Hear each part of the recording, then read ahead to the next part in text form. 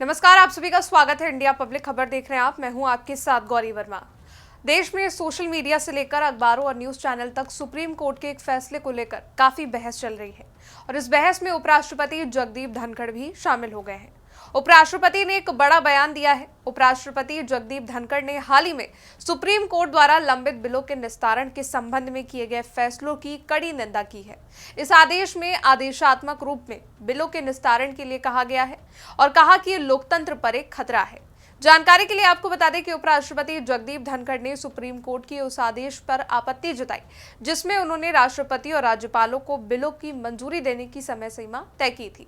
इस फैसले पर उपराष्ट्रपति का कहना है कि अदालतें राष्ट्रपति को आदेश नहीं दे सकती। अब उनके इस बयान को लेकर भयंकर घमासान छिड़ चुका है, जिस पर विपक्ष द्वारा भी हमला किया जा रहा है। तो जानते हैं कि पूरा मामला क्या है, क्यों उपराष्ट्रपति जगदीप धनखड़ इतने नाराज हैं और आखिर ये शुरुआत कैसे हुई है। दरअसल कई सारे राज्यों में राज्यपाल और केंद्र सरकार के बीच कई सारे फैसलों को लेकर बहस देखने को मिलती है, जिसमें से एक है संसद में पास होने वाले बिल। कई सारे ऐसे बिल होते हैं जो किन्हीं तकनीकी कारण से राज्यपाल या राष्ट्रपति के पास लंबित रहते हैं। अब इसको लेकर तमिलनाडु सरकार ने आपत्ति जताई और सुप्रीम कोर्ट का रुख किया। दरअसल तमिलनाडु सरकार का कहना था कि तमिलनाडु विधानसभा में कई विधेयक पारित किए गए थे और उन्हें राज्यपाल को भेजा था। राज्यपाल ने इन विधेयकों को एक लंबे वक्त तक रोक के रखा और एक तरह से पॉकेट वीटो का उपयोग किया। पॉकेट वीटो वो होता है जैसे कि राज्यपाल किसी बिल को अपने पास लंबित रखे। अब इसके बाद सुप्रीम कोर्ट ने तमिलनाडु के राज्यपाल RN रवि द्वारा राष्ट्रपति पे के लिए विचार के लिए रोके गए 10 बिलों को मंजूरी दे दी, जिसके बाद केंद्र सरकार अब सुप्रीम कोर्ट में पुनरीक्षण याचिका दायर कर सकती है। यानी विधायी और कानूनी रूप से ही सही, लेकिन ये मामला केंद्र सरकार और सुप्रीम कोर्ट के बीच ठनता जा रहा है। इसके अलावा कोर्ट ने अपने फैसलों को सुनाते हुए विधेयकों की मंजूरी के लिए राज्यपाल और राष्ट्रपति के लिए समय सीमा भी निर्धारित की। सबसे पहले कोर्ट ने कहा कि विधेयक प्रस्तुत होने पर राज्यपाल के पास केवल 3 विकल्प हैं, या मंजूरी देना, मंजूरी रोकना या फिर विधेयक को विधानसभा के पास वापस भेजना और विधेयक को राष्ट्रपति के विचार के लिए भेजना। कोर्ट ने कहा कि राज्यपाल या राष्ट्रपति द्वारा वीटो का कोई प्रावधान ही नहीं है। हालांकि कुछ हालात में राज्यपाल विधेयक को राष्ट्रपति को भेज सकते हैं। ये स्थितियां हैं अगर विधेयक उच्च न्यायालय की मूल शक्तियों को छीनता है या वो लोकतंत्र के मूल सिद्धांतों को खतरे में डालता है। खैर, यहाँ जिस फैसले ने सबका ध्यान अपनी ओर खींचा वो राष्ट्रपति द्वारा मंजूरी के लिए तय की गई समय सीमा। दरअसल कोर्ट ने विधेयक को पास करने के लिए राष्ट्रपति और राज्यपाल के लिए एक समय सीमा निर्धारित की, जिसके मुताबिक यदि राज्य कैबिनेट या मंत्रिमंडल की सलाह पर राज्यपाल मंजूरी रोकते हैं या विधेयक को राष्ट्रपति के पास भेजते हैं तो राज्यपाल को 1 महीने के अंदर कार्रवाई करनी होगी। यदि राज्य मंत्रिमंडल किसी सलाह के उलट राज्यपाल मंजूरी को रोकते हैं या विधेयक को राष्ट्रपति के विचार के लिए भेजते हैं तो उन्हें ये कार्रवाई 3 महीने के अंदर करनी होगी। जब विधेयक राष्ट्रपति के पास पहुंचे तो उनके पास भी इस पर फैसला लेने के लिए 3 महीने का वक्त होगा। यदि राज्यपाल विधेयक वापस भेजते हैं और राज्य विधानसभा उसे फिर से पारित कर देता है तो राज्यपाल को 1 महीने के अंदर मंजूरी देनी होगी। और अगर राज्यपाल या राष्ट्रपति इन समय सीमाओं के भीतर कोई कार्रवाई नहीं करते हैं तो राज्य सरकार समय सीमा लागू करने के लिए अदालत जा सकती है। हालांकि राज्यपाल या राष्ट्रपति के पास ये साबित करने का अधिकार होगा कि देरी उचित आधारों पर हुई थी। सरल भाषा में बताएं तो कोर्ट ने यह कहा कि अब राष्ट्रपति को राज्यपाल द्वारा विचार के लिए प्रेषित विधेयक पर 3 महीने के अंदर निर्णय लेना होगा और इस 3 महीने की समय सीमा पर ही विवाद बना हुआ है। हालांकि केंद्र सरकार इस निर्णय को लेकर आर पार के मूड में भी आ चुकी है, लेकिन अब इस फैसले पर उपराष्ट्रपति जगदीप धनखड़ का बयान सुर्खियों में है। उन्होंने इस फैसले पर चिंता जताई है और कहा, भारत ने ऐसे लोकतंत्र की कल्पना नहीं की थी जहां न्यायाधीश कानून बनाएंगे, कार्यपालिका का काम स्वयं संभालेंगे और एक सुपर संसद के रूप में कार्य करेंगे।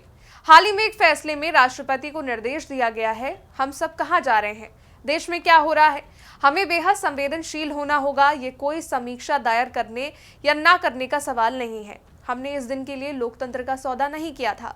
राष्ट्रपति को समयबद्ध तरीके से फैसला करने के लिए कहा जा रहा है और यदि ऐसा नहीं होता है तो संबंधित विधेयक कानून बन जाता है। हमारे पास ऐसे न्यायाधीश हैं जो कानून बनाएंगे, जो कार्यपालिका का कार्य स्वयं संभालेंगे, जो सुपर संसद के रूप में कार्य करेंगे और उनकी कोई जवाबदेही नहीं होगी क्योंकि देश का कानून उन पर लागू नहीं होता। उनकी चिंताएं बहुत उच्च स्तर पर हैं और अपने जीवन में कभी नहीं सोचा था कि उन्हें ये सब देखने का अवसर मिलेगा। भारत में राष्ट्रपति का पद बहुत ऊंचा है और राष्ट्रपति संविधान की रक्षा, संरक्षण और बचाव की शपथ लेते हैं, जबकि मंत्री, उपराष्ट्रपति, सांसदों और न्यायाधीशों सहित अन्य लोग संविधान का पालन करने की शपथ लेते हैं। हम ऐसी स्थिति नहीं बन सकते जहां आप भारत के राष्ट्रपति को निर्देश दें, और वो भी किस आधार पर।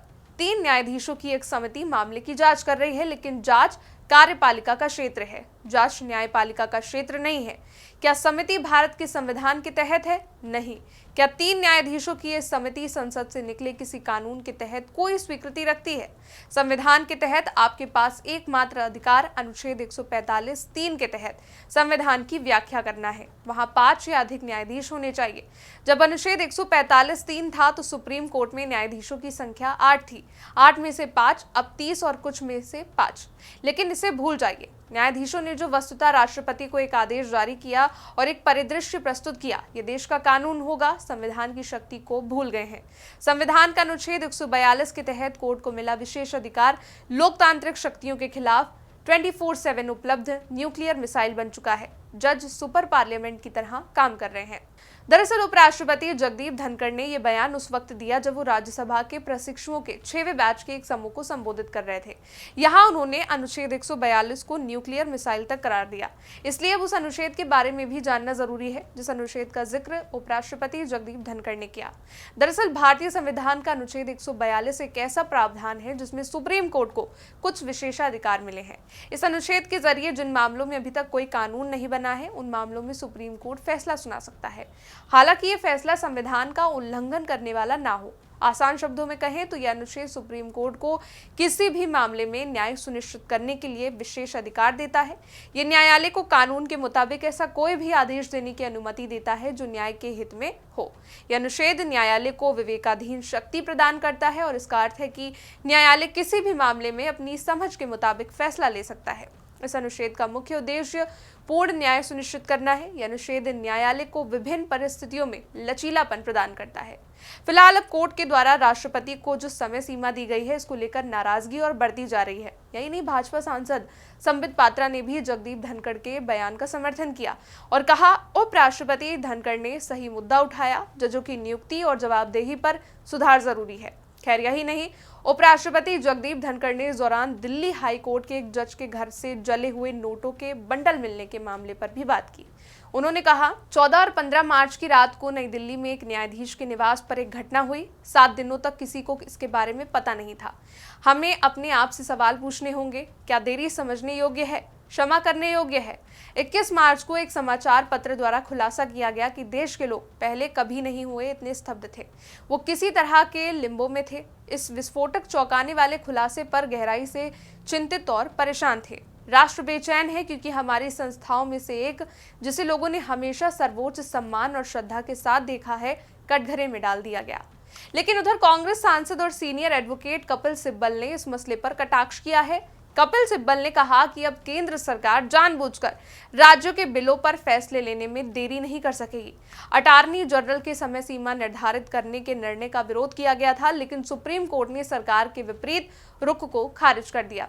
इसके अलावा डीएमके के उप महासचिव और राज्यसभा सदस्य तिरुचि शिवा ने कहा, संविधान के मुताबिक शक्तियों के बंटवारे के तहत कार्यपालिका, विधायिका और न्यायपालिका के पास अलग अलग शक्तियां हैं। एक्स पर पोस्ट करते हुए उन्होंने लिखा, जब तीनों अपने अपने क्षेत्रों में काम करते हैं तो किसी को ये नहीं भूलना चाहिए कि संविधान सर्वोच्च है। राज्यपालों और राष्ट्रपति की भूमिका पर अनुच्छेद 142 के तहत हाल ही में दिए गए सर्वोच्च न्यायालय के फैसले से निसंदेह ये स्थापित कर दिया है कि संवैधानिक प्राधिकारी होने के नाम पर कोई भी व्यक्ति संवैधानिक प्रावधानों को कमजोर करने वाले विधायिका द्वारा पारित विधेयकों को अनिश्चितकाल तक रोक कर नहीं रख सकता है। हालांकि इस मसले पर छिड़ी बहस अब थमने का नाम नहीं ले रही है। पूरा सोशल मीडिया #सुप्रीम कोठा बंद करो के हैशटैग से ट्रेंड कर रहा है। इसलिए अब देखना यह होगा कि राष्ट्रपति की शक्तियों पर सुप्रीम कोर्ट का निर्देश कार्यपालिका, न्यायपालिका और विधायिका न्यायपालिका के बीच तनाव को बढ़ाता है या फिर न्यायपालिका और लोकतांत्रिक संस्थाओं के बीच सीमाएं तय करने की ये बहस यूं ही जारी रहती है। इस रिपोर्ट में फिलहाल के लिए इतना ही। देश दुनिया से जुड़ी बड़ी खबरों को जानने के लिए देखते रहिए इंडिया पब्लिक खबर।